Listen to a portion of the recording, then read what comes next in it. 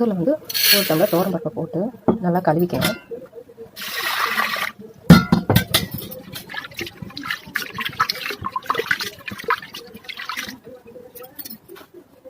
கொஞ்சம் கடலை பருப்பு போட்டுக்கோங்க.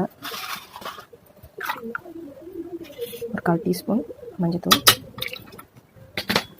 இதில் கொஞ்சம் சீரகம், ஒரு 6 பண்டு பூண்டு, இதில் 2 தக்காளி சீவி வச்சுருக்கேன், இதையும் போட்டுக்கோங்க. இதில் ஒரு வெங்காயம் கட் பண்ணி வச்சுருக்கேன், அதையும் போட்டுக்கோங்க. இதை நல்லா குக்கரில் வேக வச்சு எடுத்துகிட்டு அதுக்கப்புறம் பார்ப்போம். கொஞ்சம் பெருங்காயம் சேர்த்துக்கோங்க.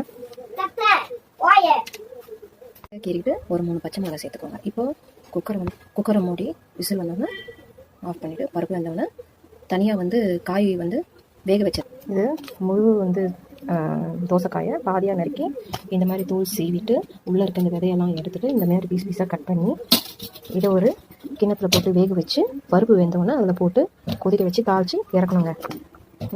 தோசைக்காய் கூட்டு ரெடி ஆகிடும். வச்சுருக்கேன். இப்போ ஒரு 2 ஸ்பூன் எண்ணெய் விட்டுருக்கேன். இப்போ நம்ம தாளிக்கணும். பருப்பு வெந்துருச்சு, காயும் வெந்துருச்சு, பருப்பும் வெந்துருச்சு. இப்போ வந்து என்ன பண்ணுறதுன்னு சொல்ல தாளிக்கிறதுக்கு நான் எல்லாத்தையும் எடுத்து வச்சுருக்கேன். ஒரு ஸ்பூன் கடுகு, 2 வரமிளகா, சீரகம், பெருங்காயம், கருவேப்பிலை இதெல்லாம் எடுத்து வச்சுருக்கேன். இப்போ தாளிக்கலாம்.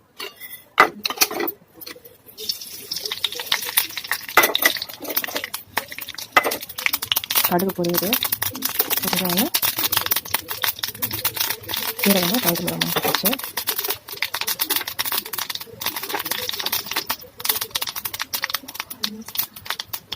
கருவேப்பிலை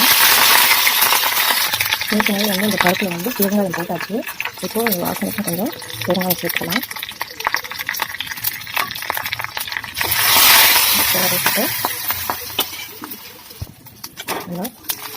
சேர்த்துக்கலாம். இந்த காயும் அதில் போட்டாச்சு, பருப்பு இருந்துச்சு, தாளிச்சாச்சு. தேவையான உப்பு போட்டுடலாம். உப்பு போட்டு காரம் இருக்கான்னு பார்க்கலாம். காரம் என்னன்னா கொஞ்சம் மிளகாத்தூள் சேர்த்து கொதிக்க வச்சு இறக்கிடலாம். பச்சை மிளகாவோட காரம் பத்தலை. இப்போ கொஞ்சம் நான் மிளகாத்தூள் சேர்க்குறேன். இது கொஞ்சம் கொதிச்சோன்னே இறக்கிடலாம். உப்பு இருக்கா சரியாக இருக்கான்னு பார்த்து சர்வ் பண்ண வேண்டியதான்.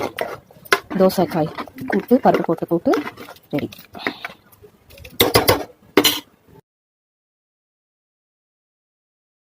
பருப்பு கூட்டு ரெடி.